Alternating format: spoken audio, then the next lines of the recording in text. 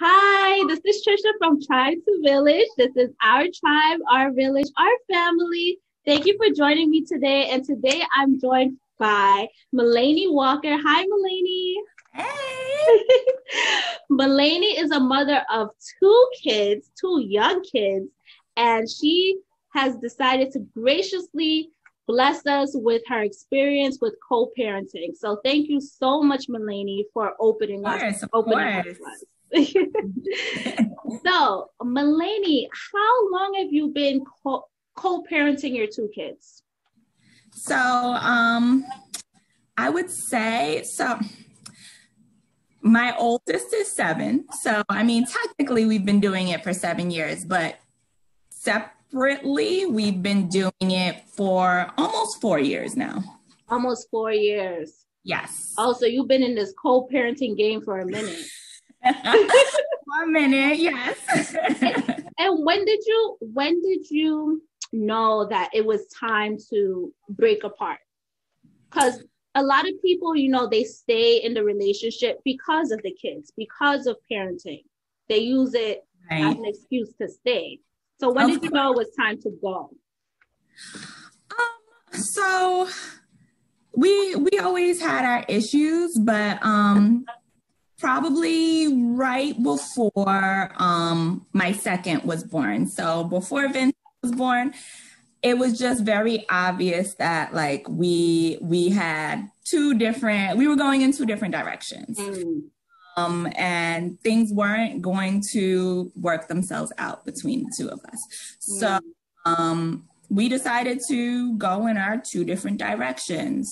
And it was, of course, like any other split, it was extremely difficult because we already had 1 child. We had another one on the way. So it was like, oh my gosh, how is this going to work? But yeah, that's when we decided. Wow. And was there ever during that time when you were thinking about splitting and decided to split, did you ever think, well, maybe we should just stay together, even though we're not happy, we should just stay together for the sake of the kids? Of course. Of course. I figured that, you know what, we have 1, we have another on the way, like things will work themselves out in the process. But you know what, at the end of the day, as important as it is for kids to realize that, to see their parents happy when they're not together, it's very important for kids not to see their parents unhappy together, because you're not teaching them anything. Yes. You're not teaching them anything about a positive, healthy relationship in that. That part. It's better to be happy and have a loving home separate than to be stuck in something that's dysfunctional, tumultuous, and the kids absorb all of that energy. Exactly. Wow. Well, I know that takes a lot of strength to make that decision and to do what's best for your family. Right. Yeah. So I know you said it was very hard during that time. So how do you deal with, okay, so I'm going to be honest, right? Allow me to be honest right now. Yes. I have 2 kids of my own. I don't know if I could stand watching another woman with my kids. I would feel like, you're not mommy. And if they slip up and call her mommy, I don't think I have the grace right now in this state. To like keep it together. I'll keep it together on the outside for the sake of them, but on the inside it's gonna be crazy. So how did you deal with that? It was to begin with, it was crazy. It's still crazy inside. Like, I mean, I still don't. I'm still not like, yay, this is thing. But it is what it is, and kind of got to deal with the cards that life throws you, the way that you deal with it. And so, I mean, in the beginning, as I expressed to their father, I expressed my discomfort with the situation. He, responded to those discomforts. Did that make me feel any better? Not really. And like the first time that I met his significant other in person, I actually pulled her to the side and like we went to like because it happened to be at Thanksgiving dinner. Oh, okay. So we went where there weren't like a quiet area where there weren't other people. And I just like personally, like I just wanted to let her know that like at the end of the day, the common interest is the children. I'm interested in having like the stereotypical like drama between like person and baby mama and all of that. Yeah. And let her know that there's no romantic connection between the children's father and I.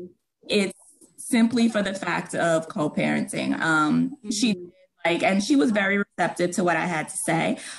She did like thank me for, you know, pulling her to the side and, you know, this conversation. I'd let her know that I didn't want any bad blood between she and I. I understand that we're not friends, but like, I mean, at the end of the day, when the kids are with her and their father and in their care, like if she feels like I wanted her to feel open to come to me about anything that she may feel and vice versa. This is such grown woman. Had to put on the big girl pants. Yes, it was tough. It was tough. Yes. I love that because, you know, some people, they want to pretend like, oh, you know, it's for the kids. So it doesn't really matter. But it's at the end of the day, we're all human. We all experience emotions. And not all emotions will be happy or pleasant. No, not at all. But I love how you're letting us know, like, allow yourself to experience those emotions and at the same time address it. Yes, absolutely. Oh my gosh. And I love that you had a conversation with her because that allowed you guys to clear the air of any assumptions and to be on a good foot. So that's great. And it's also great that she was receptive to you and that your baby, the father of your children he was also receptive to your feelings. So that okay. Melanie, God. I'm just always blown away by you because you always seem so like happy and upbeat and you just have like a good relationship with their biological father and you guys just have to make it work without it feeling awkward to at least the people on the outside. Right. So after 7 years and counting of co-parenting, do you have any advice for someone who might be experiencing the same situation or they're going to start co-parenting? Yes, of course. I'm still learning myself. So I'm always trying to take tips and anything when I can. But some things that I've learned along the way is like, at the end of the day, you have to decide what the end goal is for you and the other party in this co-parenting relationship. So you need to determine whether you're trying to work on co-parenting and you guys are trying to work on your relationship, like romantically, or if you're going to just keep it strictly co-parenting and you're going to remove any romantic connections. Right. You don't want any murky situations. No, because it gets very messy when you don't set those boundaries. So when you're setting those boundaries, you want to like, at the end of the day, you want to know what you're doing it for the kids. Yeah. That's what comes first. Happiness and their level of comfort and everything like that. And sorry if I'm looking off to the side, I took notes.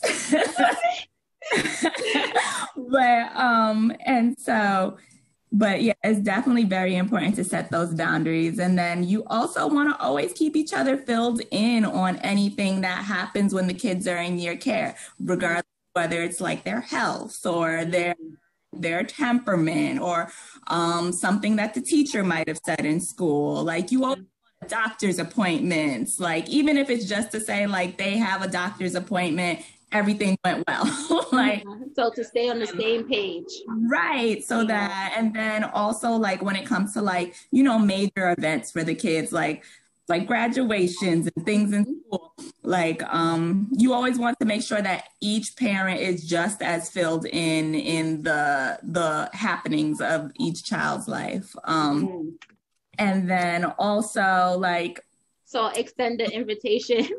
yes, absolutely. Like whether you know that they're going to be able to make it or not, you still did that invitation so that at the end of the day, it was that the opposite person who made the decision. Like, and it's not like it can't fall back on you. Like, you didn't tell me. Yeah.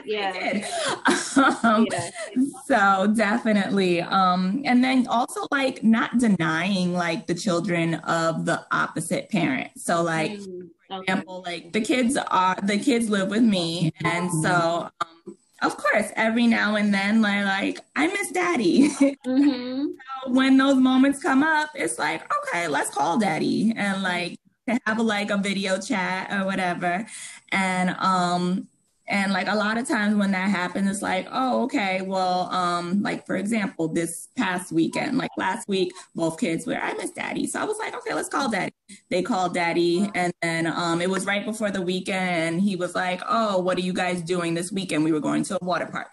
And so he was like, okay, well, let mommy know, like to let me know when you're on your way back. And then maybe like we could like plan something to link up. And I did. And drop them off, like, okay, they missed you, so here you go, spend a couple hours. So definitely don't deny the child, regardless of what you may feel. Like we have a cordial co-parenting relationship, but even if we didn't, don't deny them of that other parent. Because I would do so much damage to the child. Yes, and they're gonna end up resenting you, and like let them make their decision about each parent.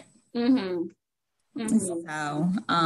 but then also when it comes to that, like never, regardless of whatever your personal relationship with that other parent is, don't insult the other parent in front of your kids. They pick up on that negative energy. So, and yep, that negative energy, that's your energy, and that's what you're feeling, and that's fine. Vent to your friends, vent to whoever you need to vent to, but don't do it in front of your kids. It doesn't make them feel good. It makes them feel as though they have to pick sides, which isn't fair for them. And it makes both of you look really bad. It's just that's a slippery slope. Not cool at all. Don't go down that way. So keep it cordial. Put on a face if you have to for the kids. Yes, absolutely. And you deal with whatever problems that you have to deal with each other, which like also like you also have to keep those lines of communication very open. So if you're feeling a type of way about something that the other parent did or said, whatever it may be, always plan time to sit there and speak to them about it, because you don't want to sit there and carry around that grudge or feel some type of way every time you see them because of what they did 3 weeks ago. That they might not even know it's a problem. Right, exactly. They may not know it's a problem. Like we definitely had moments where we had to kind of pull each other to the side and say like, listen, I wasn't feeling that. That wasn't cool. And the other parent may not have known that. And it was like, you know what, at the end of the day, you're right. Sorry, my bad. Like, always keep those lines of communication open. Thank you, Melanie. Of course. So what I'm hearing is co-parenting is just like any other relationship. You have to work at it and you have to be open and honest. Thank you so much for your tips. Of course. And what would you say? So you're in a very fortunate situation in the way that you have a cordial relationship, right? With the father of your children. What would you say to someone who, let's say the other party is not as cordial? How could they maintain that co-parenting relationship? It's kind of like, you know, that old saying when your parents are like, if you don't have nothing nice to say, don't say it at all. Like, if you have to keep it like strictly like you hand the kids off and you all go your separate ways, like I've known people to do that, because the bickering and the arguing, unless it's something that's life threatening to your kids or yourself, like half the time it ain't worth it. Like at the end of the day. So if you need to sit there, literally hand the kids off and not mention anything, like sometimes you do have to sit there and suck it up and put your big girl, big boy pants on and do that. That's a great point. Avoid the conflict if you can. And right. That as long as it's not life-threatening. So there might be times where co-parenting is not working out because something is of danger to yourself or your children, and then you'll take appropriate steps. But, exactly. Thank you so much again. I know there are so many people out there who could use this information, Melanie, and it's a great to see that you're a success story for co-parenting. So a round of applause for you. And for anyone who's watching, if Melanie could do it, you could do it as well. Please take all the tips and comments that we spoke about in this video and see if you could apply it to your own co-parenting situation. And if you have any additional tips or concerns, please drop it in the comments. We'll love to hear about it and we'll respond as fast as possible. Yes. Thank you so much for joining us. Welcome. Thank you for having me. Of course, my honor. And let's all, Melanie, the viewers, let's continue to elevate and grow together. Yes. Don't forget to like, comment, hit that notification button so you never miss another video from Tribe to Village, and share. Let's grow our community. Until next time, bye.